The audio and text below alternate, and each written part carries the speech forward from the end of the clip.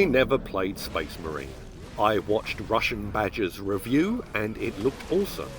I like it based on this, and on what the critics moaned about. There's no story, there's no challenge, you just run around killing things. Yes, glorious! That's what I want. Shut up, critic puke. No puzzles and such, just stomping.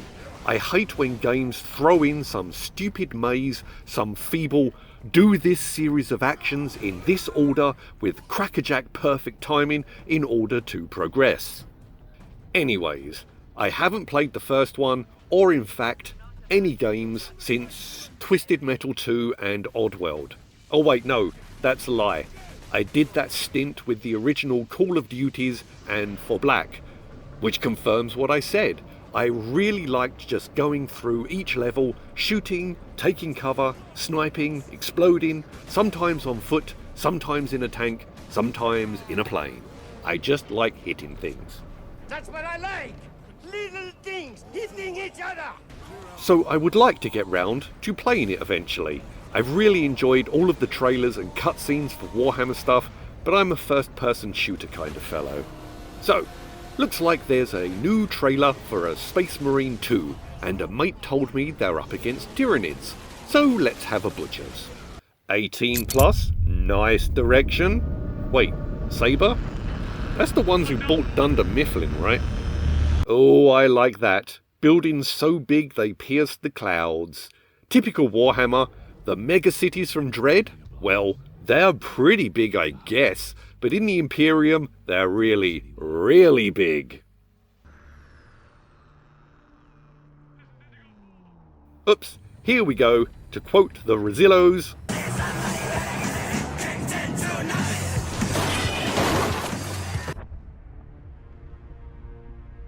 Aw, rooftop hormagaunts, how cute.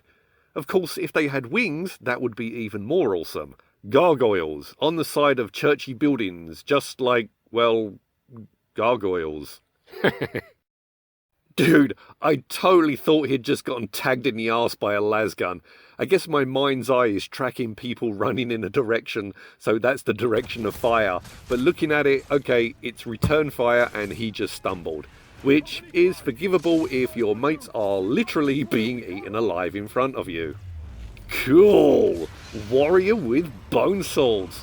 Man, that Hormagaunt has a chunky tail. Nice entry, and extra props that they didn't do the stupid superhero landing pose. But damn, that's gotta be hard on the knees. That's just me projecting. 2 surgeries and righty still ain't right.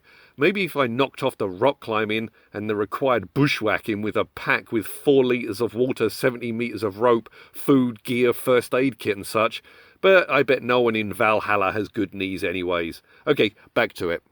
Wait, why'd they back up? They are so in synapse range. Yes, you tell 'em, get stuck in. Wait, if you translate that first yell, was it Tyranid for...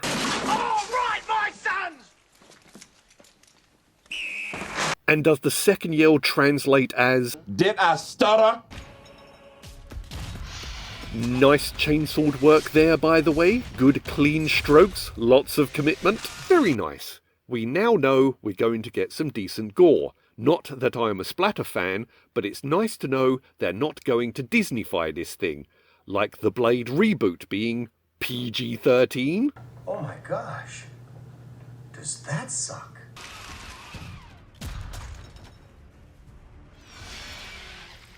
Who the hell are you yelling at? But hey, at least it's not the roar.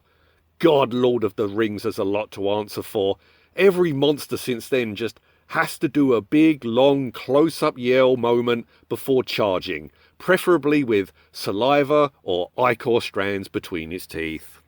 And there's the strands. But almost every Tyranid model has its tongue extended and out, so I'm good with it. Oh, we have the same colour eyes. Love at first sight?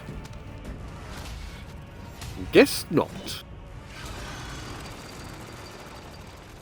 Did he just kneecap the warrior? Oh, you dirty motherfucker! Mate, you literally have another set of arms. Stop posing and use them. You also have a giant bloody fan-filled mouth.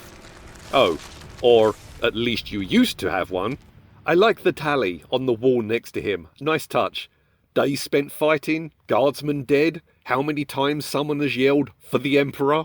Oh yeah, that thing where people never really get to see an Astartes in real life, so it's a huge deal if they do. They're like almost mythical and whatnot. I like the awe. That look in his eyes conveys this really well. Just wasted a bunch of Tyranids without sustaining a scratch? There's only one thing to do at a moment like this. Strut.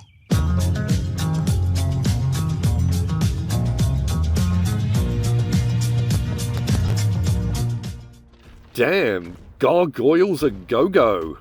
Warzone, why are you removing the brain bucket, mate? I'm assuming the tech in there gives you better vision anyways. Oh, it's Thingy, from the first one, Titus. More service studs, little more grizzled, so I guess the Inquisition didn't get as pissy with him as the cutscene suggested. And he's now Primaris as well. But wait, 2 more service studs. Weren't you a captain in the first one? So 2 centuries more service and you're only a lieutenant. Dude, what were you demoted to that it's taken 200 years to get back to just lieutenant? Company toilet cleaner? I wonder if becoming Primaris was part of what he had to do to square it with the Inquisition. Sort of like a trial by combat. Anyone who can withstand the crossing of the Rubicon cannot be false or tainted, and so is exonerated of all accusations of heresy. Anyways, back to it. Cool gameplay! I like what you've done here.